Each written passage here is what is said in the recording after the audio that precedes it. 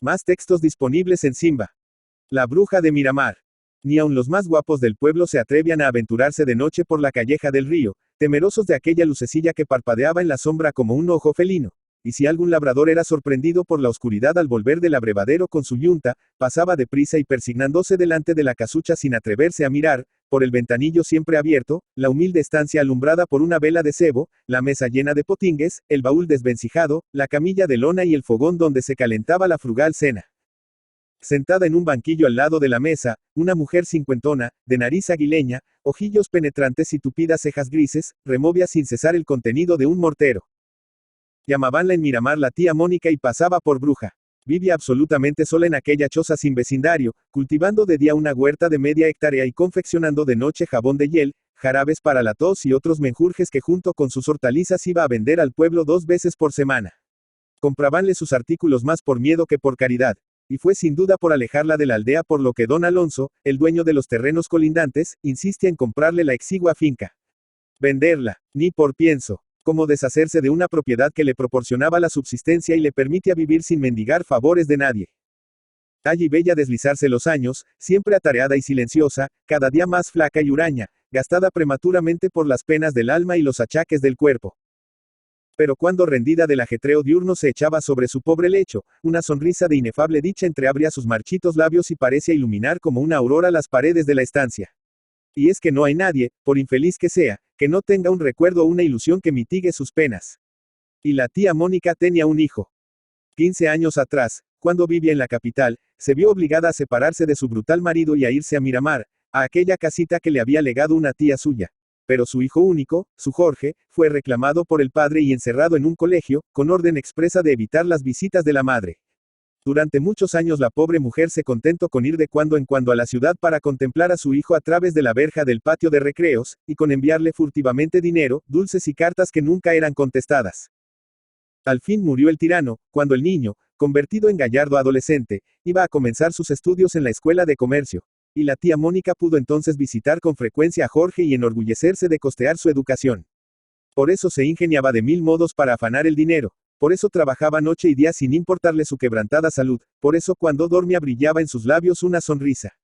¿Qué importaba que el joven recibiera con frialdad, casi con disgusto sus visitas?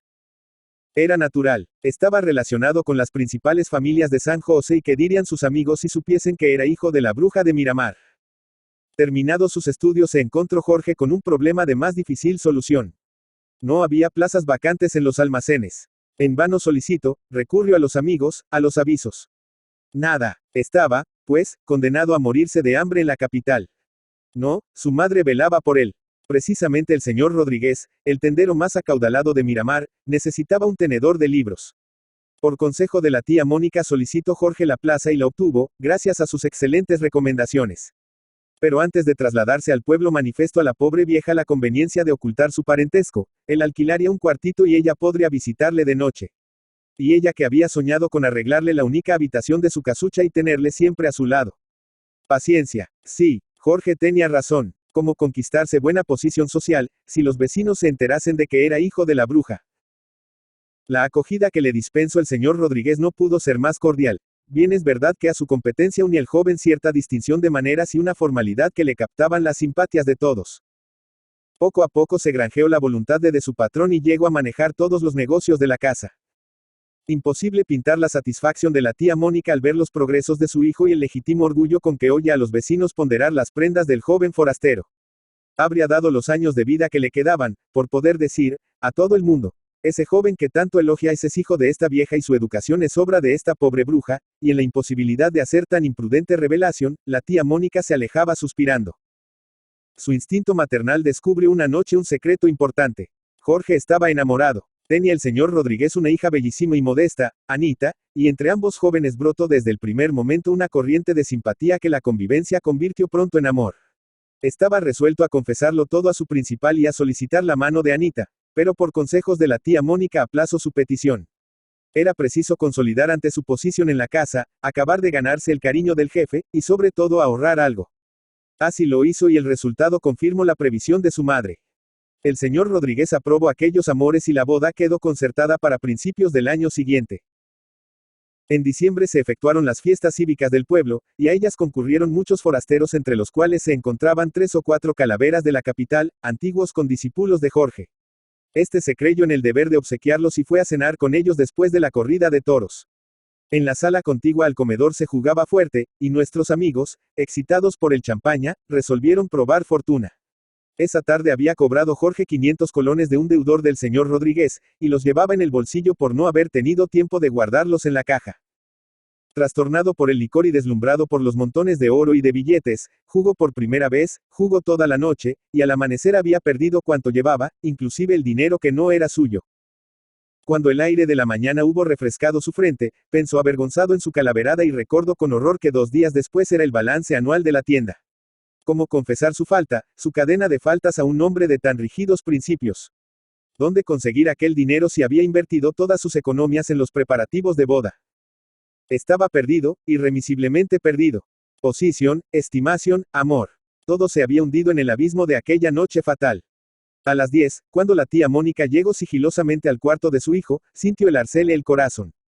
Echado sobre el escritorio, en el cual se veían algunos pliegos recién escritos, Jorge sollozaba con el rostro oculto entre las manos. Sobre los papeles había un revólver cargado. A fuerza de caricias, de súplicas y de lágrimas la pobre mujer logró averiguar la causa de tan terrible determinación. ¿Cómo? Si aquello no valía la pena. No estaba allí su madre. No había que menear la cabeza con desconfianza. ¿Qué estaba pensando? Ella tenía sus ahorros. Si al día siguiente no estaba allí el dinero, podía él suicidarse si quería. Y así que le hizo jurar que no atentaría contra su vida hasta la noche siguiente, y después de asegurarle de nuevo que para entonces traería los 500 colones, la tía Mónica se retiró llevándose el revólver. Algunos curiosos la vieron otro día entrar con el rico don Alonso en la oficina del notario y salir luego con el rostro radiante de gozo y apretando algo bajo el reido pañolón. Eran los 500 colones en que había vendido su casa y su huerta, que valían más de 1000. 8 días de plazo le había dado el comprador para desocupar la casa. ¿A dónde iría a refugiarse? ¿De qué viviría en adelante? ¿Qué importaban esas pequeñeces con tal de salvar el ídolo de su corazón? Durante 2 semanas la vieron por las calles del pueblo vendiendo potingues, pero ya no hortalizas, cada vez más flaca y tosiendo sin cesar. Su hijo ignoraba la venta de aquella heredad que ni siquiera conocía, e ignoraba también que su madre vivía en un cobertizo azotado por el viento y por la lluvia. Cuánto sufriría si lo supiera, pensaba la infeliz, cegada por su amor materno, sin comprender el profundo egoísmo de aquel hijo desnaturalizado. Después, nadie la volvió a ver por las calles del pueblo. Devorada por la tisis, y postrada en el lecho, habría muerto abandonada si una vecina caritativa no le hubiese llevado de tarde en tarde algún socorro. Una esperanza galvanizaba aún su endeble cuerpo, la de presenciar la boda de su hijo, y confundida entre el gentío verle salir del templo, dando el brazo a la gentil Anita. Faltaban apenas 8 días. Le concedería a Dios tanta felicidad. El viento de aquella sombría noche de enero azotaba el rostro de los escasos transeúntes con una llovizna fría y penetrante como puntas de agujas. A las 11 no se veía un alma en las calles ni una luz en las casas. Solamente los balcones de un edificio de 2 pisos frente al mercado proyectaban sobre la plazoleta 4 barras de luz dorada. Dentro resonaban los acordes de la música, el rumor de las carcajadas y el chocar de los vasos. A la misma hora, por la callejuela del río avanzaba penosamente una sombra, se detenía de cuando en cuando para apoyarse en las paredes o sentarse en una piedra, y continuaba luego su camino, casi arrastrando, murmurando entre accesos de tos: Dios mío, dame fuerzas para llegar. Más de media hora tardó en recorrer los 300 metros que la separaban de aquellos balcones. Al llegar frente a ellos se dejó caer extenuada sobre la hierba. ¿Era sueño o realidad? Al través de las vidrieras vio una lujosa mesa guarnecida de señoras y caballeros. En el sitio de honor una bellísima joven vestida de blanco y coronada de azahares bajaba los ojos ruborizada y sonriente, mientras a su lado un apuesto mancebo murmuraba a su oído palabras de amor. Y la moribunda pensó enajenada que toda aquella felicidad era obra suya, que su misión estaba cumplida, y que el cielo la había otorgado la recompensa debida a su heroica abnegación. Y mientras en la sala continuaba el alegre concierto de la música y las risas, fuera la llovizna seguía cayendo, cayendo fría como el olvido y despiadada como el egoísmo.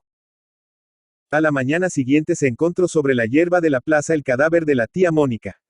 Su rostro reflejaba aún en una inefable sonrisa la encantadora visión que tuvo al partir de este mundo. Carlos Gagini. Carlos Gagini Chavarría, San José, 15 de marzo de 1865 – 31 de marzo de 1925, fue un escritor costarricense de ascendencia suiza. Se distinguió como educador y dirigió varios establecimientos de enseñanza, entre ellos el más destacado, el Liceo de Costa Rica. Notable filólogo, escribió un celebrado diccionario de costarriqueñismo sobre los localismos de Costa Rica y otras obras sobre gramática y vocabulario. También estudió las lenguas indígenas de Costa Rica. Publicó también las novelas La caída del águila y El árbol enfermo, y una colección de relatos denominada Cuentos grises. En lo político se caracterizó por su anti-imperialismo y su recelo ante la hegemonía de los Estados Unidos de América en América Latina. También fue un entusiasta promotor del Esperanto. 2. Fue director de las revistas Costa Rica Ilustrada, La Educación Costarricense, Revista Agrícola, y Pandemonium.